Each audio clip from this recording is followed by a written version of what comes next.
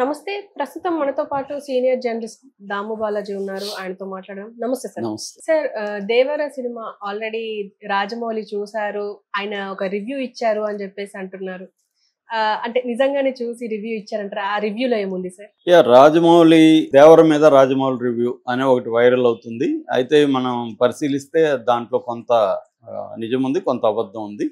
నిజమేందంటే రాజమౌళి చూడలేదు. రాజమౌళికి జూనియర్ ఎన్టీఆర్‌కి close friend, common friend ఒకతను చూశాడు. ఎందుకంటే వీళ్ళు కొంతమంది సెలబ్రిటీలకి షోలు వేస్తున్నారు, ప్రీమియర్ షోలు. అట్లా ఈ షో వేసినట్టుగా చెప్తున్నారు. దీంట్లో రాజమౌళి క్లోజ్ ఫ్రెండ్ అంటే రాజమౌళి తరపున అతను వచ్చి చూశాడు. రాజమౌళి చూడలేదు.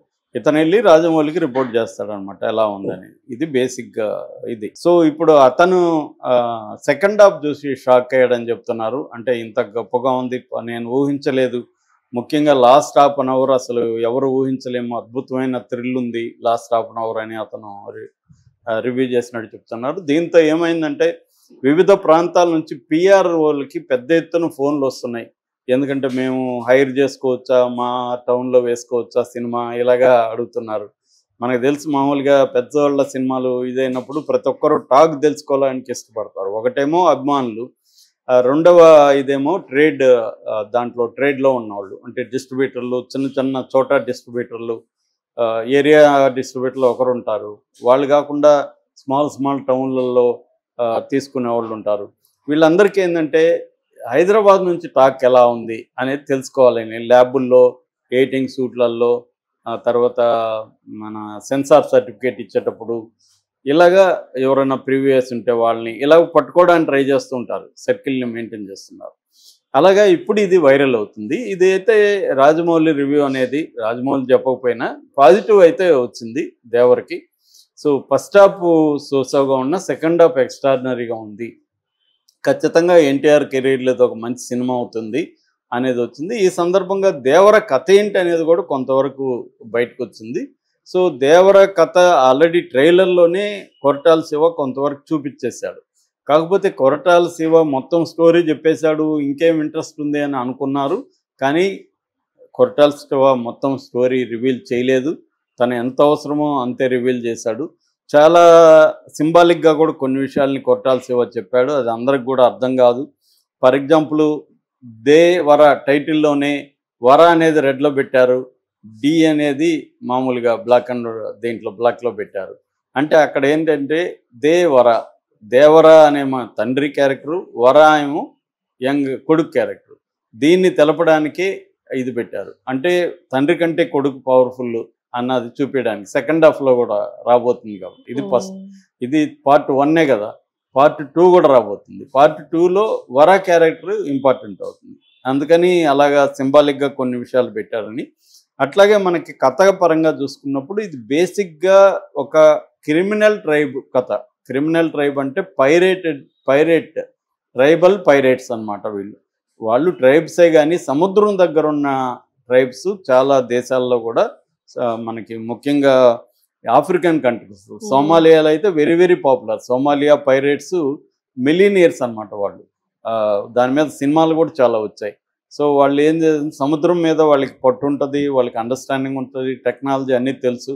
సో వాళ్ళు ఒక షిప్ మీద అటాక్ చేసి ఆ షిప్ని హైజాక్ చేసి తమ కంట్రోల్లో పెట్టుకొని ఆ షిప్ ఓనర్ దగ్గర కొన్ని కోట్ల విలువ చేస్తే డబ్బులు తీసుకొని వదులుతుంటారు. ఎందుకంటే ఈ షిప్పులు చాలా కోట్ల రూపాయల సరుకుల్ని తీసుకెళ్తుంటాయి కాబట్టి. అట్లాగే క్రూ ప్రాణాలు కూడా వెరీ ఇంపార్టెంట్. అందువల్ల అదే ప్రొఫెషన్గా వాళ్ళు బతుకుతుంటారు సోమాలియా ట్రైబ్స్.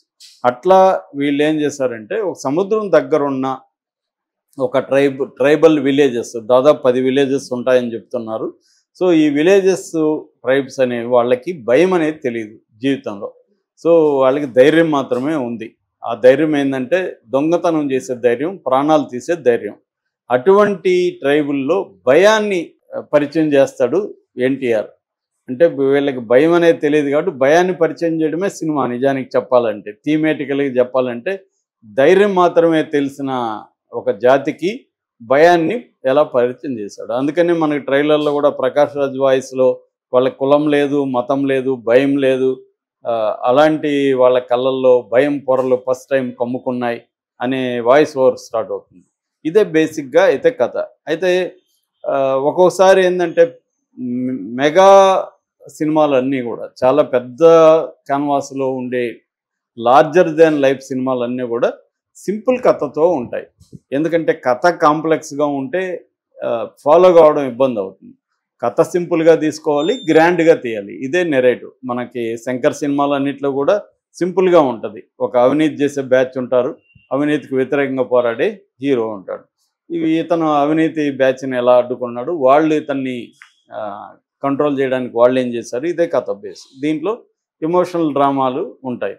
అట్లాగే రాజమౌళి సినిమాలన్నీ కూడా ఇదే ప్యాటర్న్. బాహుబలి చందమామ కథలాగే ఉంటుంది అది. సో కథ సింపుల్గా ఉంటుంది. హాలీవుడ్ సమ్మర్ మూవీస్ అన్నీ కూడా అట్లాగే ఉంటాయి. అలాగే దేవరు కూడా కథ సింపుల్గా ఎంచుకున్నారు.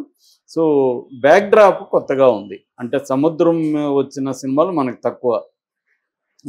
మన రాజమౌళిదే ఉంది కదా ఛత్రపతి, అట్లాంటివి తప్ప మొత్తం సముద్రంలో నడిచేవి. ఇప్పుడైతే రాజమౌళి సినిమా అంత టెక్నాలజికల్గా హైగా ఉండదు.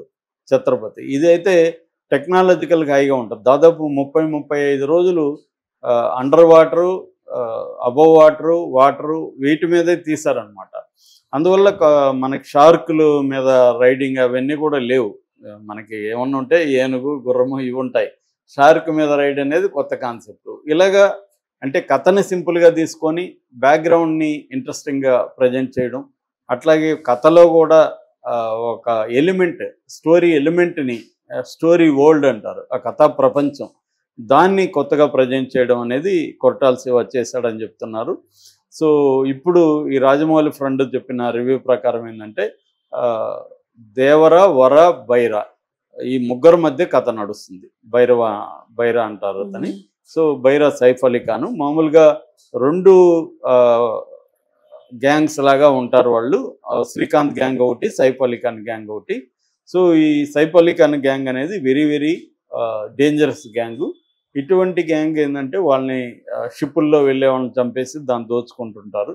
అలాంటి దాంట్లో బైరా మన దేవర ఎంటర్ అయ్యి వాళ్ళని ఎలా భయంలోకి తీసుకెళ్ళాడు. ఆ కాంటెక్స్ట్లో సైఫ్ అలీ ఖాన్ కూడా ఇతని బలాన్ని ముందు అతను సరెండర్ అయిపోయి ఇతన్ని మనం ఓపెన్గా ఎదుర్కోలేము, ఫ్రెండ్లీగా ఉండే ఎదుర్కోవాలనే ఒక కుట్ర కోణంతో అతన్ని చేస్తాడు. దాంతో సమయం చూసి అతన్ని సముద్రంలో చంపేస్తారు. ఆ కొడుకేమో అతనేమో ఒక వీరుడు, తండ్రి దేవర్ అనేవడం ఒక వీరుడు, ఎవరినైనా ఎదుర్కోగలిగిన శక్తి సామర్థ్యాలు ఉన్నాయి. కొడుకేమో పిరికివాడు. అందుకని మనకు ట్రైలర్లో కూడా అతనికి వాళ్ళ అయ్య రూపం వచ్చింది కానీ రక్తం రాలేదని ఆ అమ్మాయి అంటుంది. సో జాన్వి. సో అలాగా ఇప్పుడు ఈ పిరికివాడైన ఎన్టీఆర్ కొడుకు ఎట్లా తన తండ్రి లక్ష్యాన్ని చేశాడనేది బేసిక్గా కథ అనమాట. సో దీంట్లో ఏంటంటే ఊహించని ట్విస్టులు ఉంటాయి కథలో, మనం ఎక్స్పెక్ట్ చేయనివి ఉంటాయి. అంటే యాంటిసిపేషన్ ఆఫ్ ద ఆడియన్స్ అంటారు. అంటే ఆడియన్స్ ఏం ఊహిస్తారో దాన్ని రైటర్ ఊహించి ఒక్కోసారి ఆడియన్ యాంటిసిపేషన్ని సాటిస్ఫై చేయాలి, ఒక్కోసారి సర్ప్రైజ్ చేయాలి. ఇది హిచ్కాకియన్ టెక్నిక్ అనమాట. అంటే ప్రతిసారి నిన్ను మోసం చేస్తుంటే హర్ట్ అవుతాడు. కాబట్టి ఇప్పుడు హీరో కొడతాడు అనుకున్నప్పుడు కొట్టాలి, ఒక్కోసారి హీరో కొడతాడు అనుకున్నప్పుడు ఎవడో వెనక నుంచి వచ్చి కొట్టేస్తాడు.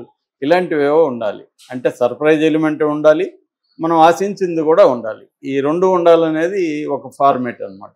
ఆ ఫార్మాట్లో ఇది ఉంది. ముఖ్యంగా ఏంటంటే లాస్ట్ 40 మినిట్స్ ఎన్టీఆర్ కూడా అనేక సార్లు చెప్తున్నాడు లాస్ట్ 40 మినిట్స్ అద్భుతంగా ఉంటుందని.